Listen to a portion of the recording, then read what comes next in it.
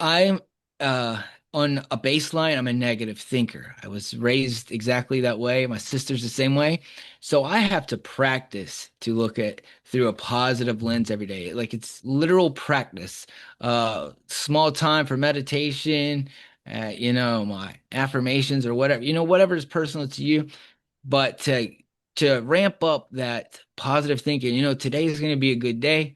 I'm going to have mishaps, but I'm going to know how to deal with them when they happen. So if there's an expectation of this is not going to be a problem because I'll deal with it, if you can just start training your brain every day, not one day, and then hope that the rest of your life is positive. You got to work on it every day.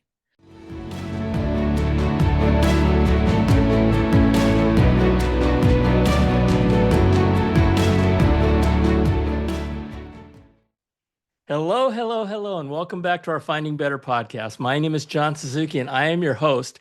And this is where we share real life lived experiences of people who have been there and done that. Because, sometimes the best path to success is to follow in the footsteps of others who have followed or blazed that path for you before you and have lots of learning to offer to you. My guest today is Chris Fields. Chris, welcome to Finding Better. Hey, thanks for having me. All right. All right. Listen, we're going to talk about relationships today. Is that right, Chris? That's right. Okay. So, Chris is a relationship coach. He sounds pretty serious, but he's actually a pretty funny guy. He is an NLP Master Practitioner. He's a certified hypnotherapist, and he's coming to us from Savannah, Georgia. Chris is here to share practical, this is really cool, practical, engaging insights that you can immediately apply in your relationships. And the fact of the matter is, whether you agree with this or not today, you will sometime.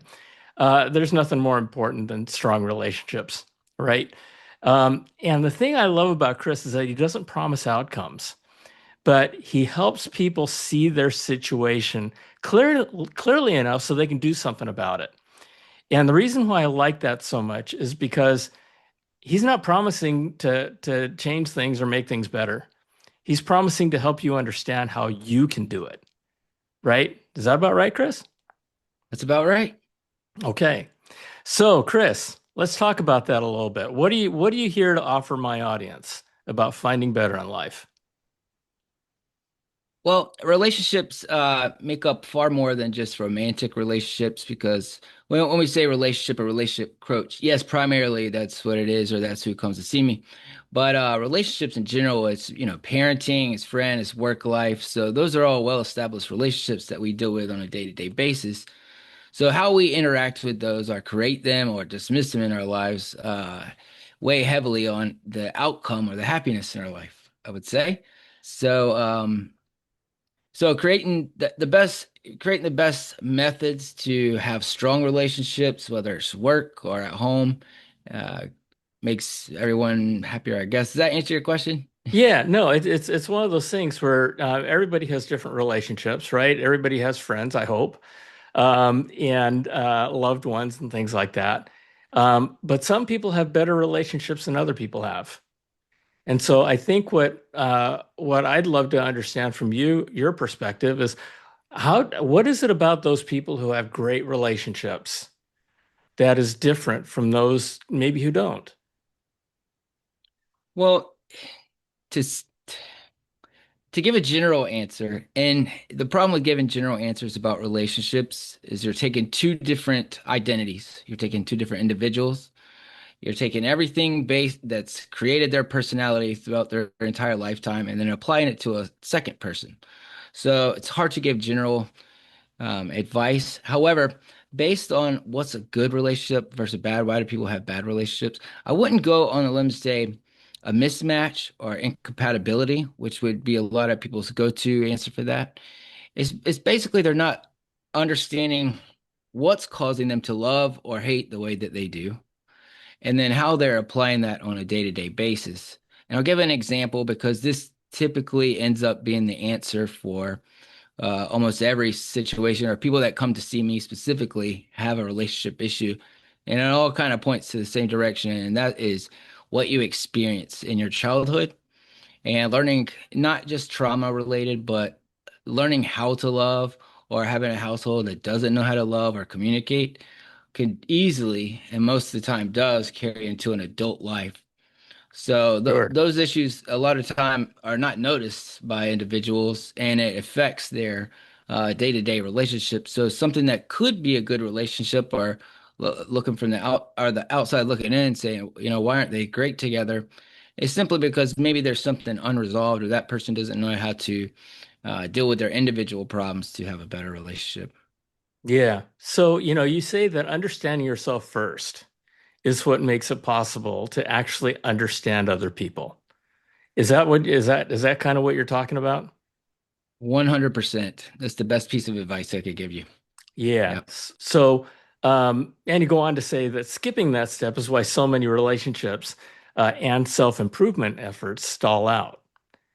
Okay, Right. so part of understanding yourself first is just based on what you just said a little bit earlier, is to recognize that you had a long, long life before, years growing up, right? And years in family, and years of values, and years of the way people treated you. So, how do you start unwinding that? Well, so this is where my um career of being a private investigator for 8 years comes into play because I can look at it from an analytical perspective, and I know the issue. The issue is already at hand. So all I simply have to do is trace it all the way back to the source. And that's all that this clearly is. It's with formulated questions, speaking to people one on one, not so much as a couple, but one-on-one, understand their childhood, just tracing all the way back. And then once you find the root cause, then you learn how to develop ways to make the root cause not cause issues in the future relationships, if that makes sense. Okay, yeah. What I think I heard you say is that in order for people to figure this out, they have to come to you so you can help them figure it out. I don't know that, I mean, Um, if that's the case, we're in a lot of trouble. no, no. So self-assessment, the problem with self-assessment is highly recommended for any reason and all the time. Always be self-aware of why you're doing something the way that you're doing or why you're thinking a certain way. But the problem is people will nonchalantly say, "Yeah, I understand myself. I like myself, or I'm just that Oh, way." totally. Yeah.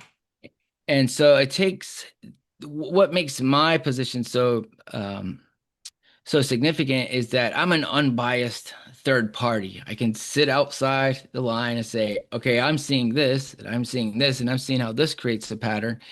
And a lot of people, just wear the blinders especially when it comes to themselves, but in their relationships as well as a whole. So that's the Okay. significant part. Okay. So I think you just confirmed what I said. I guess my question is there's a lot of people who can't afford or can't afford therapy, can't afford going out and hiring somebody like you. What do they do? I mean, is there anything just regular people uh, wanting to understand how to build better relationships can do? Yes. Um, so based on the logic that understanding yourself better will create better relationships. The best advice I can give you I won't say it was kind of free, is reading. And there's a specific book I'll point to. I can't remember the author's name, but I read it back in 2010, I think. It's called The Owner's Manual of the Brain.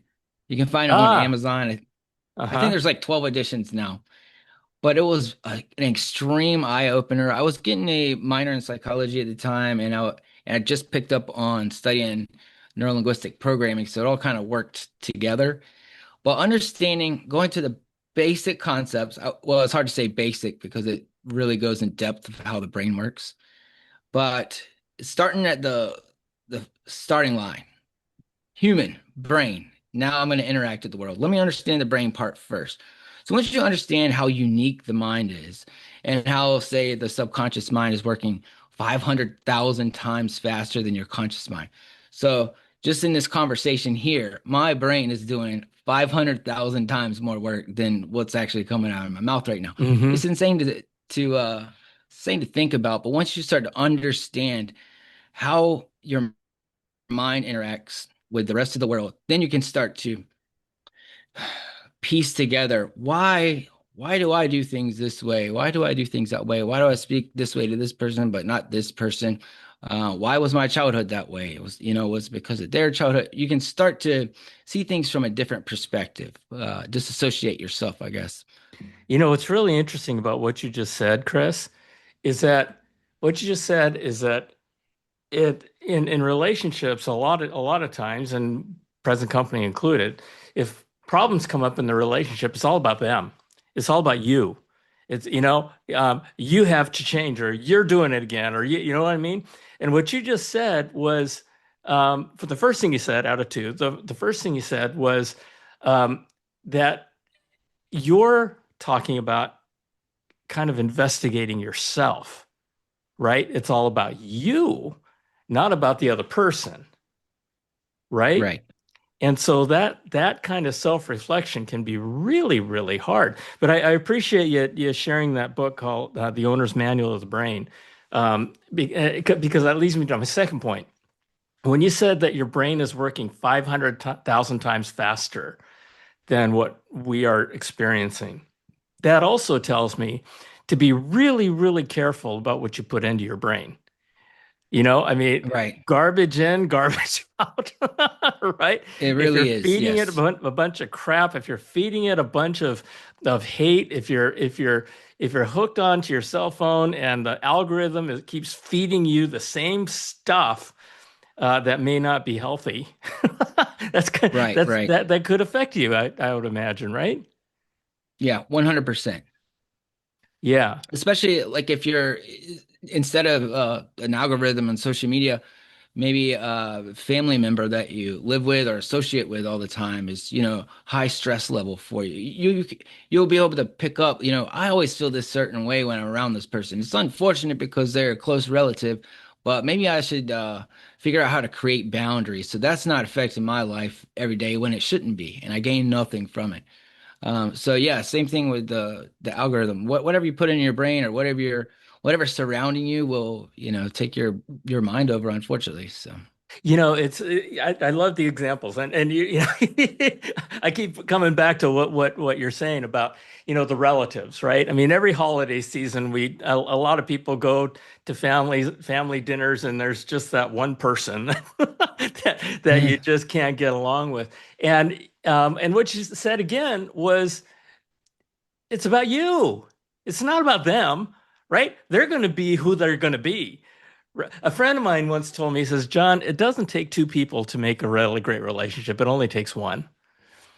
And if two people are coming at it and one of them steps back and they go, wait a minute, maybe I can change things. Maybe it's me. Maybe I can do something different. Maybe I can create a different environment. Then all of a sudden, um, it just takes that one person who's going to do something different, right? right, And right, so and like that dinner or going seeing that relative that you're just not looking forward to see. It's not about what a bad person that person is as much as it could be about what am I going to do to be able to have a better experience there, right? And create guardrails and create the little strategies of what you're going to do. And don't suffer.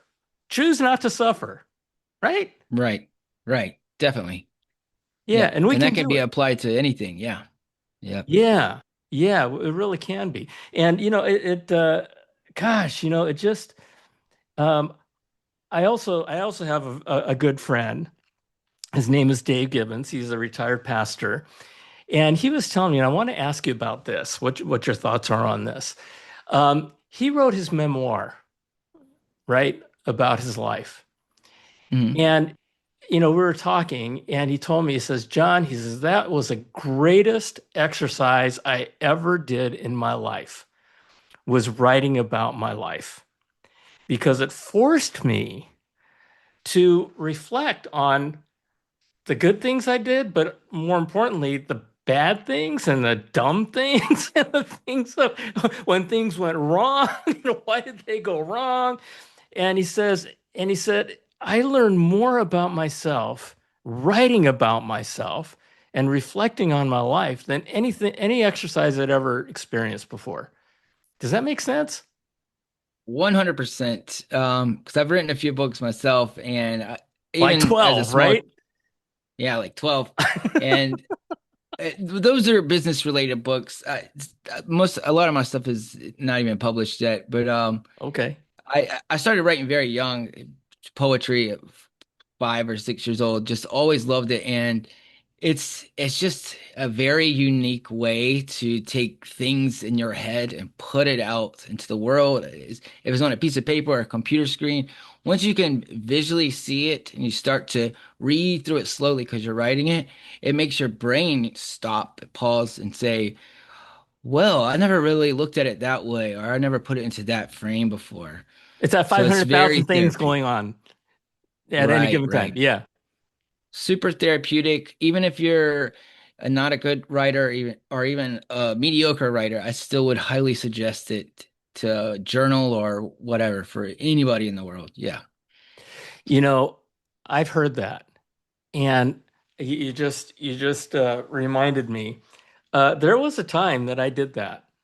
I journaled at the end of the day. I just wrote down a little bit about what I did that day and anything significant that happened. And for the longest time, you can call it a diary. A lot of people don't like to call it a diary because it's, bleh. But a journal, right? Journaling your life. I really enjoyed going back over it. And I'm like, oh yeah, oh yeah, oh yeah. Then I stopped. And I must have stopped journaling 5 years ago. I don't know why. I think I just forgot about it. Yeah, just complacency. Yep, it happens. So what happens? How does that help? How does that help? For me, it's helping me remember and reminding me of things that happened. And I reflect back on what you were talking about at the beginning of our conversation, that there's so many things that happen in our childhood. There's so many things that happen in our life before now that makes us the people that we are, right? The people we are. I would imagine journaling can help that. There is, it 100% can help it. There is, a matter of fact, a day or two ago, I wrote an article on treating yourself as a business. So your brain is the CEO and you have to manage, schedule, combine, do everything just from up here at this little tower. And the primary focus of the article was auditing yourself. And this should be, weekly at minimum, but you should keep yourself in check. So, what's the numbers, hypothetically as a business, what's the numbers here? Who do I got working on these projects? What's happening with this over here? What's the end goal? What's 5 years? What's 10 years? You should audit yourself, all the time. Well, how many arguments did I have this week? Why did I have these arguments? What triggered these arguments? And I Ooh. will say, keeping that audit, it keeps you in check. But there is definitely the unfortunately large group of people that suffer from victimization. So are Yeah. they want it's part of their identity is to play the victim. Now, in most cases, it's because they were a victim, typically in childhood years. But but they carry this on as a part of their identity instead of separating it as just a piece. It becomes their whole identity. So doing the Oh. auditing part, you need to understand yourself prior to understanding yourself, if that makes any sense. So you're not using this information that you're, how do I even word that? When you're auditing yourself or writing out things, putting things into perspective, or, just thinking about things, not to be also compiling onto your victimization, saying, or, see, I don't even know how to word that. Basically agreeing, see how bad I am, the victim. You really got to separate it and look at it from like a third party's view. Oh, this is Chris's life. Oh, this happened in Chris's life. Well, what happened before that? Or what caused this happen? Really need to dissociate yourself, so you can get a clear vision. But yes, You definitely. know, that's hard. That's hard. So I wrote a book called American Grit. And the book is about the Japanese American concentration camps during World War II. And I do call them concentration camps because any definition, yeah, they didn't have gas chambers, but they were concentration camps. And it Mhm. was a time when the United States Army threw over 200,000 people of Japanese ancestry in the West Coast in these huge camps. These poor people lost their homes. They were thrown into these places out in the middle of nowhere, simply because they were Japanese ancestry, and two-thirds of whom were American citizens. But the story is one about these young men who actually volunteered out of these camps, these Japanese American camps, who volunteered for the United States Army, the same army Mhm. that put them in those camps to begin with their families and children, babies, grandparents. I mean, just everybody. It was just crazy. And and these guys went to war for the United States Army. A lot of them died, and they did it to prove their loyalty to the United States of America. And they did it because they loved the country and they loved their families, and they knew that there was no future living in a concentration internment camp. And so these guys went out and did something about it. Now, there were a lot of people there in those camps who didn't. They blamed the government. They blamed government officials. They blamed white people. You know what I mean? And in my book, I talk about that. When you be aware of when you're blaming somebody for something, blaming anything, because when you blame, you you enter the world of victimhood. And Mhm. um, the guys who went off to war, they went on to join a war unit, a Japanese American segregated war unit called the 442nd Regimental Team. And the 442nd went on to become the most decorated war unit in the history of the United States for its size and duration. Bunch of Japanese American guys. And they chose not to be victims. They chose to be champions. They chose to do something about it. And while the book uh, may sound like a war book, I mean, it is a war book. It really is a love story, and it is one of the underlying themes is don't be a victim. When you reject victim, when you reject victimhood, you empower yourself because you say to yourself, and you know that you can do something about it, right? When you're Right. blaming somebody, you're taking away your own power. And so, what you just said really, really resonated with me because there's some victimhood out there is just so common, and you see it all the time. Blaming the government or blaming somebody else or blaming some race or blaming, you know, um, man, and the antidote to that is love, I think, and helping people understand who they are, just like what you're doing, Chris. Yeah, and it's taken, well, first I'd like to say I still find it a bit mind-blowing how the Japanese people kind of smudged over or bounced back from that relationship issue with the United States because I find it very hard pressed to do. Um, Yeah. so that's amazing in itself. But yeah, it's like many years, I'm a very introverted person, so I have a lot of alone time to think and self-diagnose almost you could say. But it's just starting at studying the brain was I found so interesting. It's like pulling a thread, and the more you learn, the more you can figure out, and the more you figure out, you can add to other things. So I absolutely love doing that for other people because, including myself, it's very hard. Sometimes you need someone to say you're looking at this incorrectly because my everybody is the same. It's very hard to look in the mirror and face the facts sometimes. So nobody's excluded from that. But Yeah. yeah. I mean, this is a terrible example, but I mean, looking in the mirror, people see different things, right? I mean, my daughter has, I guess it never goes away, but an eating disorder. And what she sees in the mirror or what she used to see. She battled it. I mean, she, she's my hero because uh, like I said, eating disorders stay with you forever. But man, she's doing great. But Right. there was a time when she would look in the mirror and she would see something completely different than what I was looking at, right? And so when you say that and you say, sometimes people need help. They need help to see clearly. They need help to understand, from somebody who's objective. You're so right, and that's where you come in. Yes, definitely.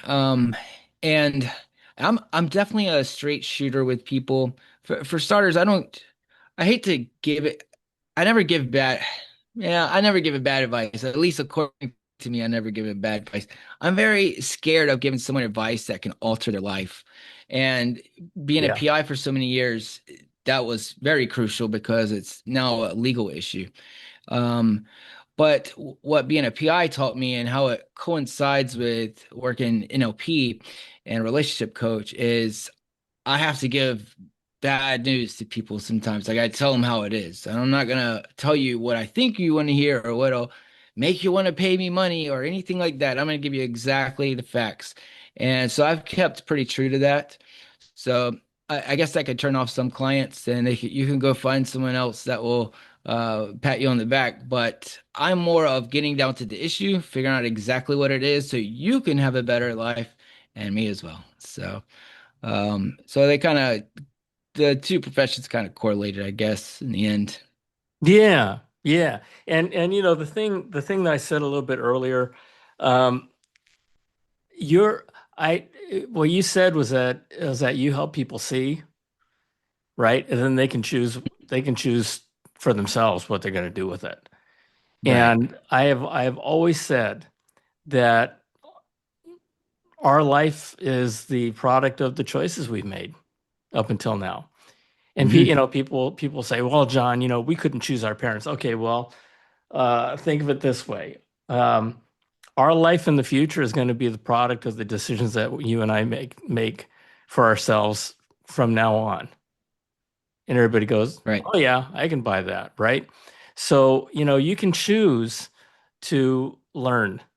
You can choose, and this is to my audience, you can choose to learn more about Chris and what he does. You can choose to pick up the book called The Owner's Manual of the Brain. Um, and you can choose to ignore the fact that maybe the problem with your relationship starts with you. I mean, this is the tough love part of it, right, Chris? Right? Yes.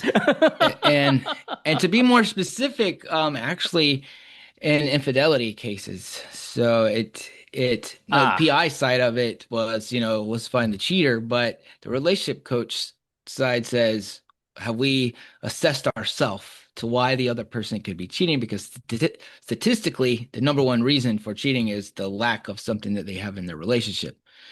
This doesn't mean getting cheated on is your fault. That's not what it means. But it means you contribute to it, and nobody wants to face that noise because it's a very emotionally draining subject or event that can happen to someone. oh my God. Wow. Yeah, lifting the conversation a little bit. One of my favorite songs in the world is the late great Whitney Houston's "Greatest Love of All." Right? Learning to love yourself. It is the greatest love of all. And I've always I've just always felt that way. And for years and years and years. And so one of the things that I do that I don't know if this is right or not, I want your view on it, is I really do focus on me, not from a selfish standpoint, but I believe that if I can't love myself, it's going to be really hard to love others. And so I do spend personal time. Um, Giving myself, why do I love myself? Why? And to a lot of people, that sounds weird, right? But I think it's so important. Y- It definitely is because you're the main source of your life. So if you're looking through the negative lens, and I really hate conversations where it's think positive, not negative. That's so cliche, and it's like how? I don't know how. But if you're looking through a negative lens, you're affecting not just yourself, which is primary to you, but you're affecting the interactions you have with everyone else, which is so now you're affecting them. And the positive thinking is so crucial. And I use that loosely, but it's so crucial because you can take people like me. I'm uh on a baseline, I'm a negative thinker. I was raised exactly that way. My sister's the same way. So I have to practice to look at through a positive lens every day. Like it's literal practice. Small time for meditation, my affirmations or whatever, whatever is personal to you. But to ramp up that positive thinking, today is going to be a good day. I'm going to have mishaps, but I'm going to know how to deal with them when they happen. So if there's an expectation of this is not going to be a problem because I'll deal with it, if you can just start training your brain every day, not one day, and then hope that the rest of your life is positive. You got to work on it every day. That's my viewpoint. That is So so positive, so powerful, Chris. That's so powerful what you just said, thanks. based on your own personal experience. And again, I'm talking to my audience right now, right? Okay, so Chris comes to this realization at some point in his life that he kind of looks at the world through a negative lens. And okay, time to choose. Yeah. Do I want to continue to look at the world through a negative lens, or do I want to start changing that? I'll tell you something. It's a lot more fun looking at the world through positive lenses and negative ones. It's a lot more fun to look at the world as a world of abundance and a world of scarcity. It just is. But you know what? It's both, right? It is good. It is bad. It is abundant. It is scarce. So in Chris's case, he sat back and said, you know what? I'm going to work at it. I'm going to work at it. I'm going to practice it. That was the operative word that Chris, you just said that I'm like, whoa, that is so cool. Right. And and you work at it. Now, as you have worked at that, Chris, how has that changed your life or has it? Good question because I've noticed it's very hard to specifically tie positive thinking with positive actions. It's hard to like really narrow it down, but 100% of the time, every time I've got into that positive mode, life has generally been better, every turn I take. And I'll Yeah. get kind of like what you were saying with the journaling. Kind of got complacent. It fell off. It has a few times. It's fallen off. I don't practice. I keep a notebook right next on my desk every single day. So I stick to my notebook. It's very in order and linear to my brain. And I practice the positive thinking. And every time I stop doing that, just negative things happen in life. Bad Starts to things creep happen. back in. Just the bad luck, and it's always the same case. I go back to practicing positivity, and we're back on track with good things. So that's what I do know for a fact. I have the specificity. I don't know how to narrow it down, but yes, But here's the 100%. thing. Here's the thing. I'll narrow it down to this. We talked about how you put shit in your brain, you're going to have shit coming out of your brain, right? I mean, if you're Yep. and I'm with you, Chris. I mean, this whole lollipops and unicorns, the think better in the world. You know what? There's a lot of truth to it. But in Chris's case, you practice it and you keep going at it, and it just things happen. I'll give you an example, right? I had a situation happen this morning where I went from freaking Dr. Jekyll to Mr. Hyde in the snap of a finger with my wife. This morning I wake up, we're having this great conversation. We're having a conversation of whether pistachios are healthy for you or not, and eating them in moderation. We're joking and we're with each other. And all of a sudden, I asked her a question, and she got mad at me. She got mad at me. Then I got mad, and then she got mad. And I went from looking through the positive lenses of googly eyes and I love you, and in that moment, I went from that, and I'm like, ugh, and I saw a completely different person, right? I went from positive to negative. Now, did I know that consciously I was doing that? Yes and no. More no than yes. But boy, oh boy. I mean, when I started looking at my wife through these dark lenses, these negative lenses, I mean, my blood pressure went up, my whole physical presence changed. And I'm like, God, I got to get out of this, right?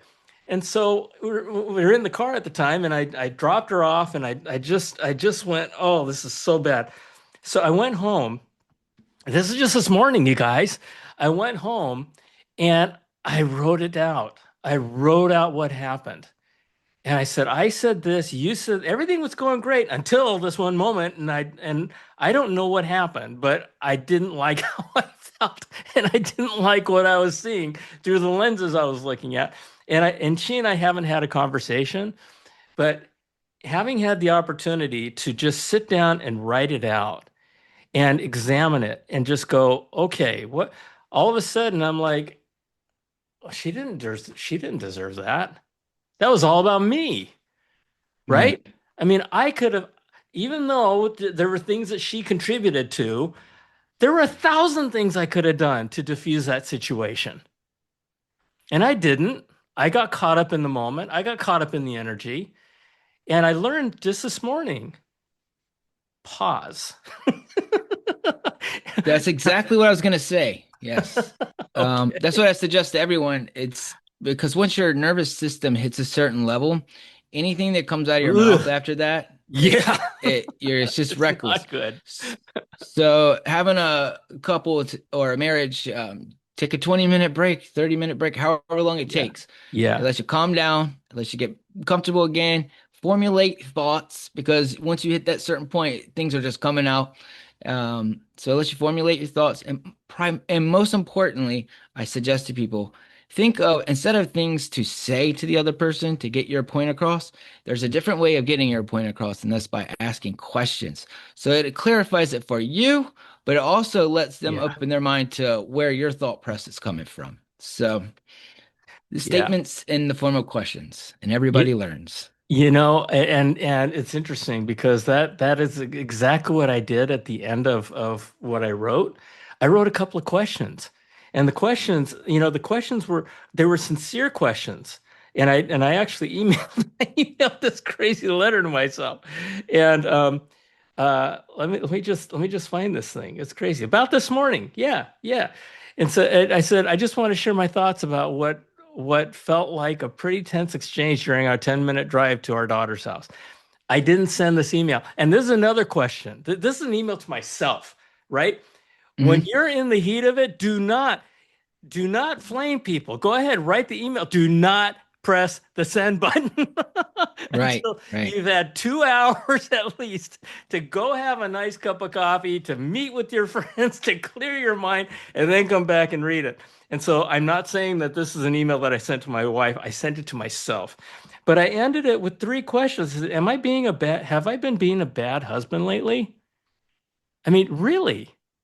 And are you unhappy with me? What can I do to make you happy? And avoid those kinds of situations, that kind of situation from happening again. So it really is. I want to be self-reflective. I want to be reflective on the situation, and I want to do my part. You know, irrespective of what my wife decides to do, I want to make it better. I mean, we just celebrated our 40th anniversary. And so we've been at this for a long time, and it's still freaking hard. Yeah, It's still hard, right? right. And the best thing about what you said, the email without sending and writing things down, is for the next time you're going to be even better prepared, because what you're doing is you're creating a pattern. So you're Yes. learning, you're creating this constructive way of doing things moving forward. So the more you do it, the better and the easier it'll come. Yeah. Oh, I love that. I love that. Guys, it's a muscle. It's a muscle. The more you do it, the stronger it gets, right? And the less you do it, the more it atrophies. And that's kind of life. And so, I mean, understanding and really, Chris, I love what you're doing because I gotta believe that as you're going along this journey with people, um, I call it light bulb moments. I mean, just like oh my God moments, or holy cow, I never thought about that. I gotta believe that you experience a lot of those.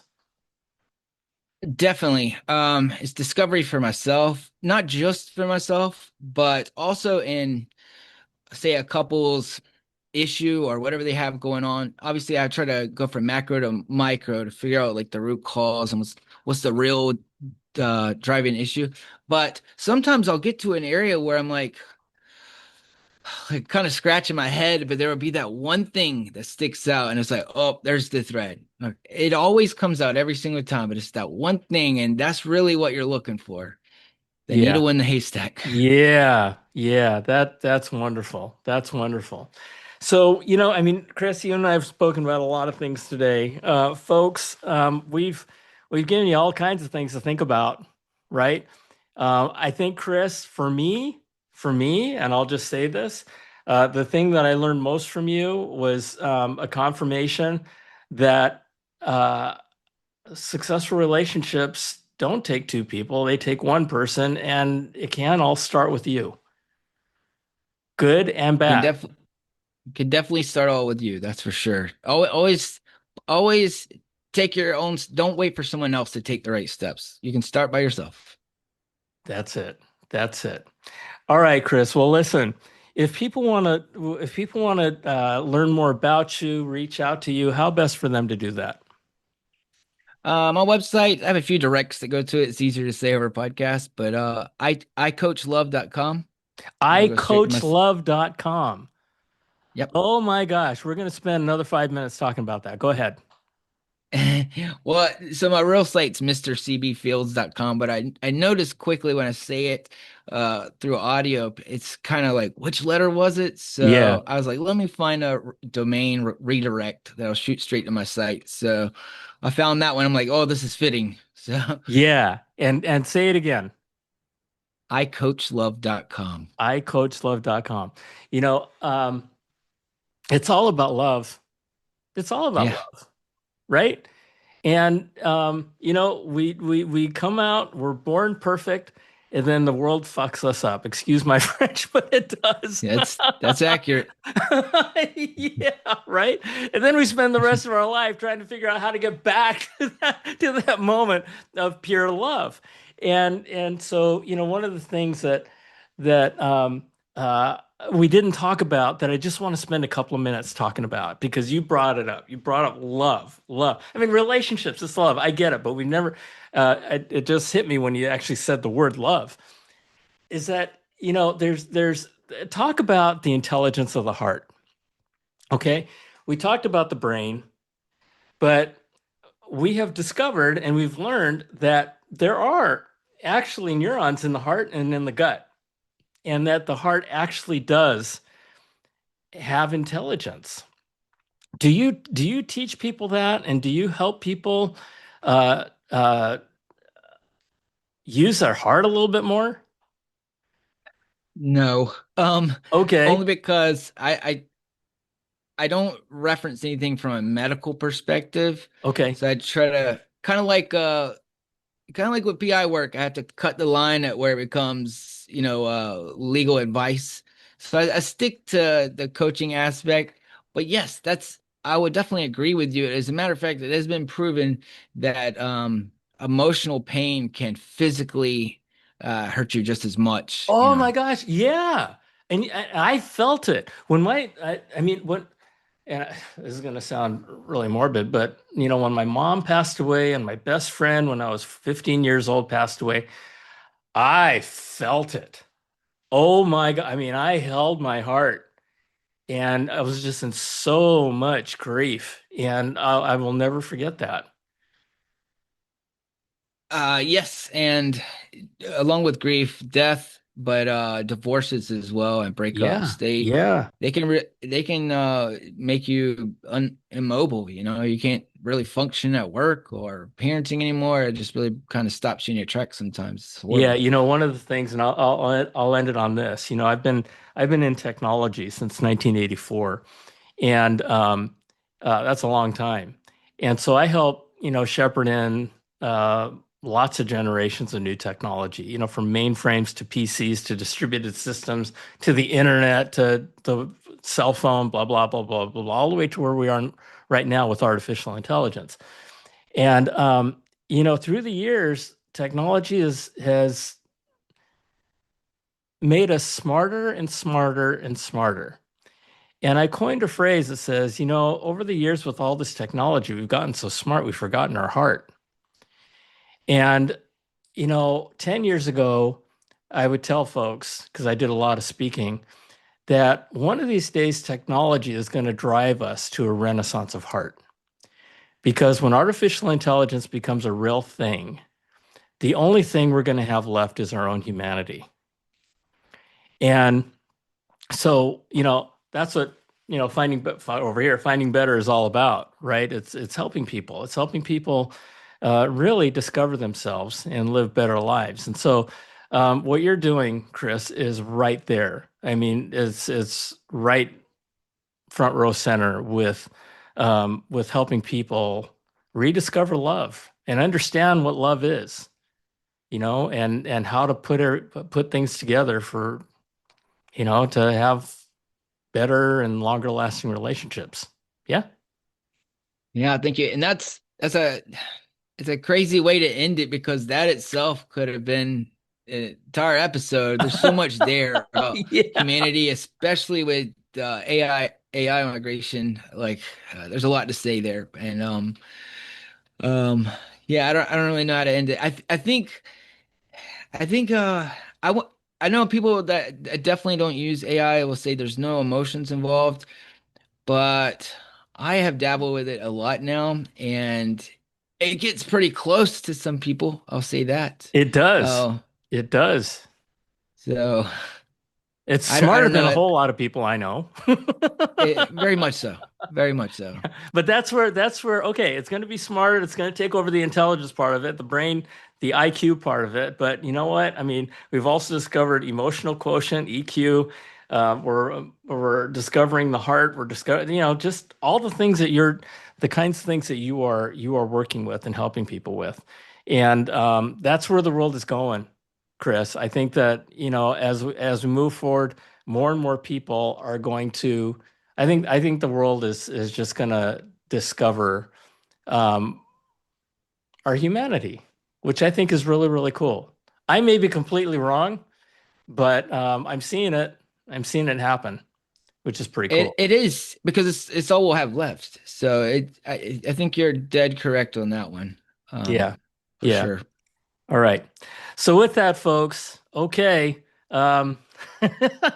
rewind this tape and listen again because we talk about a lot of things. Chris, thank you. Thank you for joining me. Thank you for being here on Finding Better Podcast. I love you. God bless you. I appreciate the things that you're doing and how you've chosen a profession to help people.